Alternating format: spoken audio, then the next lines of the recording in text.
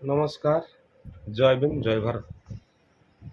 भाई ମୁଁ ତ ଜଣେ ପେଶା ଡ୍ରାଇଭର। ମୁଁ ଗାଡ଼ି ଚଲେଇଲା ଭିତରେ ଯେତେବେଳେ ମୋତେ ସମୟ ମିଳେ ମୁଁ ଯେତେବେଳେ ମୋବାଇଲଟି ବାହାର କରେ ସେତେବେଳେ ଦେଖୁଛି ମୋର ପାଖର ପଡ଼ୋଶୀ ପଞ୍ଚାୟତ ତିକିରି ପଞ୍ଚାୟତରେ ସବୁବେଳେ ଚାମେଲି ଓଝାର ଭିଡ଼ିଓ। ଦୁଃଖ ଲାଗୁଛି ଆଉ ଖୁସି ବି ଲାଗୁଛି। ଆର ସମ୍ପୂର୍ଣ୍ଣ ଖୁଲାସା ମୁଁ କରୁଛି। ଆପଣମାନେ ଟିକେ ଭିଡ଼ିଓରେ ଫାଷ୍ଟରୁ ଲାଷ୍ଟ ପର୍ଯ୍ୟନ୍ତ ଦେଖିବେ। ମୁଁ ସେୟାର ଲାଇକ୍ ଚାହୁଁନି କି ମୁଁ ଭିଡ଼ିଓରେ କିଛି ପଇସା କମେଇବାକୁ ଚାହୁଁନି। 2022 ମସିହାରେ ଚାମେଲି ଓଝା ଥିଲେ ସରପଞ୍ଚ। 2022 ମସିହାରେ ଚାମେଲି ଓଝା ହେଲେ ସରପଞ୍ଚ। 2022 ମସିହାରେ ପାଟଳିପୁଙ୍କର ସରପଞ୍ଚ ହେଲେ ରଶ୍ମି ଦାସ।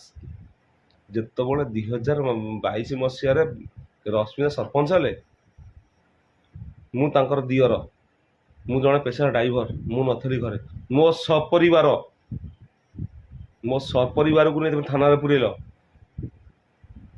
ଗୋଟାଏ ଜିନିଷ ମୋ ସାନ ଭାଇ ଯେ କୈଫତ ମାଗିଥିଲେ, ନିମ୍ନମାନର କାମ ହେଉଛି। ନିମ୍ନମାନର କାମ ହେଉଛି ବୋଲିକି ମୋ ଭାଇ ଗୋଟେ ସାନ ଭାଇ, ତାଙ୍କର ନାଁ ବି ତୁମକୁ ଉଲ୍ଲେଖ କରିବି କିଛି ସମୟ ପରେ, କହିଲେ ବୋଲିକି ମୋ ଭାଇକି ରାତାରାତି ତୁମେ ନେଇକି ଥାନାରେ ପୁରେଇଲ। ତାକୁ ପ୍ରତିବାଦ କରିବାରୁ ମୋର ବଡ଼ ଭାଇ ଯେ କି ଶିକ୍ଷାଗତ ଯୋଗ୍ୟତାରେ 1 ନମ୍ବର ଅଛନ୍ତି, ସୁଶାନ୍ତ ମଲ୍ଲିକ, ମୋ ସାନ ଭାଇ ଗୌତମ ମଲ୍ଲିକ ଯେ ପ୍ରତିବାଦ କରିଥିଲେ, ତାକୁ ନେଇ ଭିତରେ ପଡ଼ିଲ। ମୋ ମଝିଆ ଭାଇ ଗଲେ ମୋ ଭାଇକି ବାହାର ମୋ ଭାଇକି ତୁମେ ହାତ ଉଠେଇଦେଲ। କାନୁନ କ'ଣ ଥିଲେ ଲାଇଆଇଛି ଆମର ଥିଲେ କ'ଣ ମନ୍ତ୍ରୀ ଥିଲେ ଗର୍ଦ୍ଦପୁର ଗର୍ଦ୍ଦାର ଆମର ଅତନୁ ସବ୍ୟସାଚୀ ମହୋଦୟ ଗାରୁ ତ ମୋତେ ଖରାପ ଲାଗୁଛି। ସେତେବେଳେ କ'ଣ ତୁମକୁ ମିଡ଼ିଆ ଭାଇମାନଙ୍କୁ ତୁମକୁ ଦେଖା ହେଉନଥିଲା କାହିଁକି ବୁମ୍ ଗୁଞ୍ଜିବାକୁ ଲୋକଙ୍କ କତିରେ? କେତେ ବୁମ୍? ଓହୋ ନାରୀ, ସେ କି ନାରୀ ଯେ ଦିନକୁ 3 ପ୍ୟାକେଟ୍ ସିଗାରେଟ୍ ଆଣେ? କି ନାରୀ ଯେ ଅନାଥ ଦେବାକୁ ଯାଇଥିଲେ, ଦୀଘାରେ ଯାଇ ବସିଥିଲେ, ମଦ ପିଇକି ସିଗାରେଟ୍ ଆଣିକି ବେସିଡ଼ି ପଡ଼ିକି 1200 ଟଙ୍କା ଗଣିକି ଆସିଥିଲେ? ସେ ସେଇ ନାରୀ ଚାମେଲି ଓଝାତି? ମାନେ ସହିବାର ଶକ୍ତି ଥାଏ।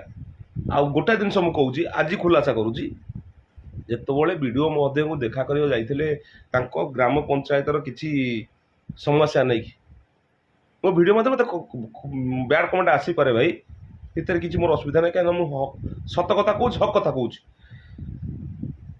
ଯାଇଥିଲେ ତାର 5-6 ଦିନ କି 10 ଦିନ ପୂର୍ବର ତାଙ୍କ ମୋବାଇଲ ଟାଙ୍କି କରାଯିବ। ସେ କେଉଁଠି ଥିଲେ, କାହା ସାଙ୍ଗରେ ବସିଥିଲେ, କେତେ ଲକ୍ଷ ଟଙ୍କା ଆଣିଛନ୍ତି, ମୋ ପାଖ ପଞ୍ଚାୟତ ଅଛି।